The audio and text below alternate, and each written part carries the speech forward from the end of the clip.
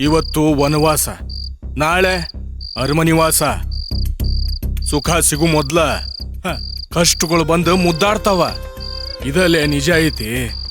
ನಿಜ ಆಯ್ತೇನೋ ಪಂಚಾಯ್ತೇನೋ ಪಜಿತೇನೋ, ಎಂಥ ಲವ್ವರ್ ಬಾಯ್ ನೀವು. ಆದ್ರೆ ಈಗ ಯಾಕೋ ಟ್ರಾಜಿಡಿ ಕಿಂಗ್ ಹಂಗ್ ಕಾಣ್ಸಕತ್ತೀರಿ ನಮ್ ಕಣ್ಣಿಗ. ಏಯ್ ಅಪಶಕನ ಕೂಸೆ, ತೆಗೆದು ಬಿಟ್ನೆ ಅಂದ್ರು ನೋಡ. ನಿಜ ಒಡೆಯ ನನ್ ಮಾತು. ಹಿಂಗೆ ಆ ವಿಕ್ರಾಂತು ಪಲ್ಲವಿ ಯಾವ್ದೋ ವಿಷಯದಾಗ ಯಾವ್ದೋ ರೂಪದಾಗ ಭೇಟಿಯಾಗೋದು, ಕಾಲ ಕಳೆಯೋದು ಮಾಡ್ತಿದ್ರ ಅವ್ರೊಳಗ ಅನುರಾಗ ಅರಳ್ತೈತಿ.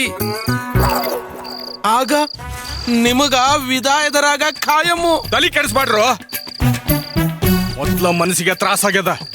ವಿಕ್ರಾಂತ್ ಪಲ್ಲವಿ ಮೊದ್ಲ ಸಿಗೋಲ್ರಾಗ್ಯಾರ. ಛೇ, ಅವ್ರಿಬ್ರು ಜೊತೆಗಿದಾರ. ಪ್ರಜ್ಞಾ ಕೊಲೆ ವಿಷಯದಾಗ ಆ ವಿಕ್ರಾಂತ್ ಮೇಲ ಪಲ್ಲವಿಗ ಸಿಂಪಥೆಟಿಕ್ ಆಗ್ಯದ.